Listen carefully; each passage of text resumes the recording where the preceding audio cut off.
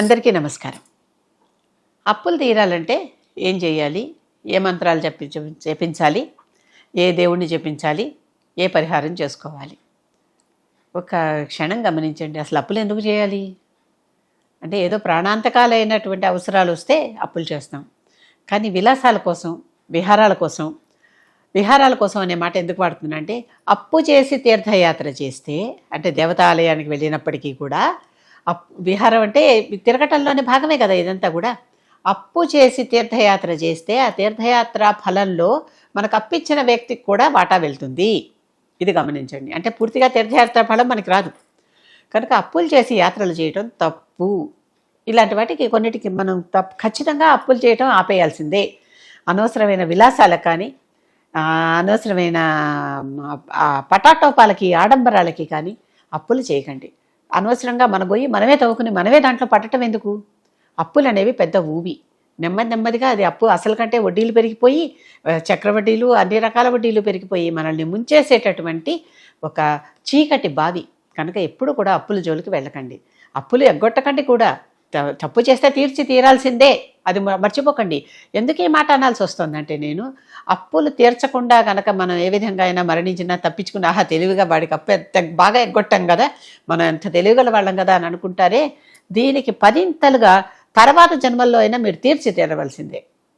అంటే వాళ్ళ ఇంట్లో కుక్కగా పుట్టో, పశువుగా పుట్టో, వాళ్ళ పిల్లాడిగా పుట్టి వాళ్ళకి సేవలు చేసో, లేకపోతే వాళ్ళనే మనం పిల్లలుగా కానీ వాళ్ళ మలమూత్రాలు కడిగి తుడిచి వాళ్ళని పెంచో, అర్థమవుతుంది కదా. ఏదో ఒక రకంగా వాళ్ళకి దాసిగా పుట్టో, వాళ్ళకి సేవకుడుగా పుట్టో, వాళ్ళ కాళ్ళు పిసిగే వాళ్ళుగా పుట్టో, తప్పనిసరిగా ఈ రుణం ఈ జన్మలో కాకపోతే మరో జన్మల్లో అయినా తీర్చుకోవలసిందే. రుణం ఎప్పటికీ నశించదు, తీరిస్తేనే పోతుంది. కనుక గమనించండి. ఎందుకంటే శంకరాచార్యుడు చెప్తాడు, రుణానుబంధ రూపేణ పశుపత్ని సుతాలయ అని. రుణానుబంధం వల్లే ఈ పశువులు మన దగ్గరికి చేరతాయి. ఈ భార్య భర్త పిల్లలు సంసారం బంధువులు అనుకుంటామే, ఇవన్నీ మన చుట్టుపక్కల ఉన్నవన్నీ మనకి రుణాలను బట్టే చేరతాయి. లేకపోతే రుణం లేకపోతే అసలు ఒకళ్ళతో ఒకళ్ళం కలవం.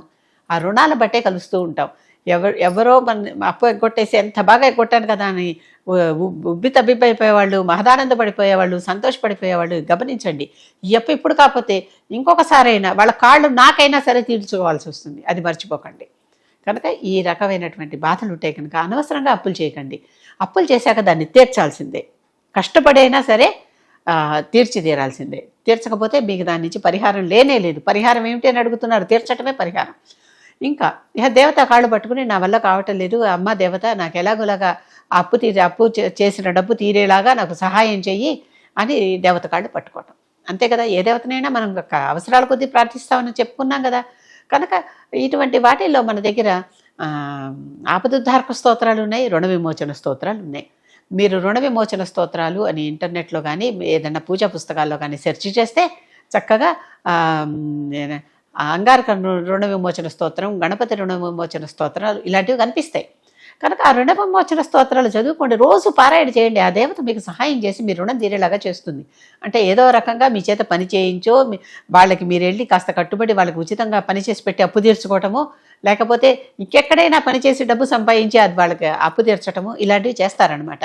లేకపోతే వారికి ఇంకేదైనా అవసరం వచ్చినప్పుడు మీరే వెళ్ళి ఎదురు ఆదుకోవటము, ఏదన్నా జరిగి ఆ రుణ పరిహారం అక్కడికి అవుతుంది. ఈ దేవత మూర్తులను పూజించడం వల్ల మనకు కలిగేటటువంటి లాభం. అంతేగాని అప్పగొట్టేసి హ్యాపీగా అమ్మయ్య ఎగ్గొట్టేశాను అనుకోవటం మాత్రం కాదు. చాలామంది ఈ పనులు చేస్తారు. దానికి తగ్గట్టుగా అంత పరిహారం, దానికి రెట్టింపుల పరిహారాలు చెల్లిస్తారు తర్వాత. కనుక మొదట్లోనే చేసేసుకుంటే అయిపోతుంది కదా. అప్పు చేయకుండా ఉండటం ప్రథమ ఉపాయం, చేశాక తీరటం రెండో ఉపాయం. లేకపోతే తప్పనిసరిగా కష్ట నష్టాలను ఎదుర్కోవలసిందే. ఇంకా ఆపదద్ధారకస్తో ఇవన్నీ మనకు ఆపదలు కదా. అప్పులు కూడా దరిద్రాలతో, అష్టదరిద్రాల్లో ఒకటి అప్పులు, రుణాలు. కనుక ఈ ఆపదలు తీరాలంటే ఆపదద్ధారక స్తోత్రాలు ఉన్నాయి. దుర్గా ఆపదద్ధారక స్తోత్రం, ఈ రామ ఆపదద్ధారక స్తోత్రం, ఇలాంటి ఆపదద్ధారక స్తోత్రాలు కూడా ఉన్నాయి. ఆ దేవతలను కూడా ధ్యానించండి, వాళ్ళ ఆపదలను మీ నుంచి నివారిస్తారు. ఇవన్నీ ఆపదలే కదా. ఏదో ఒక పెద్ద ఆపద వచ్చింది, దానికోసం అప్పు చేసాం. కనుక అప్పు తీరాలంటే దుర్గాదేవి ఎటువంటి వారిని కూడా వారి ఉన్న స్థితి నుంచి ఉన్నత స్థితికి తీసుకువెళ్తుంది. కనుక దుర్గని ధ్యానించండి, దుర్గా ఆపదద్ధారక స్తోత్రం చదువుకోండి. అమ్మా దుర్గా, నీవే మాకు దిక్కు, నీవు తప్ప ఇంకెవరూ లేరు. నువ్వు మమ్మల్ని చక్కగా మా స్థితిని కాపాడుతూ మమ్మల్ని రక్షిస్తూ ఉండమ్మా. మేము చేసిన తప్పుల్ని క్షమించు, ఆ తప్పులు మా తీరే మార్గం చూపించు. తప్పులంటే అప్పులే. ఆ అప్పులు తీరే మార్గం చూపించు, ఆ అప్పుల్ని ఏ విధంగా తీర్చుకోవాలో ఆ దారి కూడా నువ్వే చూపించు, మాకు తెలియటం లేదు అని వేడుకోవటమే. కనుక ఈ రకంగా చేస్తే తప్పనిసరిగా అంటే మనం ఎప్పుడు కూడా ఏ పూజ చేసినా ఏ దేవతను ప్రార్థించినా ముఖ్యంగా ఉండాల్సినవి 3: శ్రద్ధ, భక్తి, విశ్వాసం. ఈ శ్రద్ధ, భక్తి, విశ్వాసం ఉన్నాయే షిర్డీ సాయిబాబా దగ్గర సబూరి అని కూడా చెప్తారు. అంటే సబ్ర్ అంటే కాస్త ఆగి ఉండటం, కొంచెం వేచి ఉండగలిగేటటువంటి ఓపిక ఉండటం. అంటే వెంటనే ఇవాళ కోరుకుంటే ఇవాళ తీరిపోవు కదా, ఇవన్నీ ఇన్స్టాంట్గా సజ్జఫలాన్ని ఇచ్చేటటువంటి అంత గొప్ప భక్తులా మీరు? సజ్జ ఫలితం అంటే ఏంటి? ఇప్పుడు ఇలా అనంతరంగానే ఇలా ఆకలి తీరిపోతుంది అంటే ఏంటి? అంత వెంటనే ఫలితాన్ని చూపిస్తుంది. అంత గొప్ప భక్తులా మీరు? అమ్మ దుర్గా రక్షించు అనగానే వచ్చేసి ఆ దుర్గ మనల్ని రక్షించేయటానికి అది కూడా ఆలోచించుకోండి. కనుక ఇవన్నీ ఆలోచించుకొని కొంత సమయం పట్టచ్చు దానికి. కొన్నాళ్ల పాటు మీకు ఆ కర్మ విమోచనం, కర్మ పరిపాకం అయ్యేదాకా మీరు అది ఆ పారాయణలో, ఆ స్తోత్రాలో, ఆ పూజలో చేయవలసి రావచ్చు. కనుక అవన్నీ చేయండి. కనుక శ్రద్ధ, భక్తి, విశ్వాసం, ఓపిక ఈ 4ని మీరు కలిగి ఉండండి. ఈ 4 కలిగి ఉండి దేవతని నమ్మి, విశ్వాసం అంటే అదే కదా, ఆ దేవత తప్పనిసరిగా నన్ను ఈ కష్టాల నుంచి బయటపడేస్తుంది, ఈ అప్పుల నుంచి బయటపడేస్తుంది, ఈ అప్పులు తీరేటందుకు కావలసినటువంటి సంపాదనా మార్గాన్ని, ధర్మ సంపాదన మార్గాన్ని మనకి ఇస్తుంది అని. ధర్మార్థ కామ మోక్షాలని పురుషార్థాలు అంటారు. పురుషార్థం అనే మాట పురుషుడు, స్త్రీ, పురుషులందరికీ వర్తించేటటువంటి పదం. ఈ పురుషులు అనేది మనం ఇప్పుడు కేవలం మేల్ అనే పదానికి అనువాదంగా వాడుకుంటున్నాం.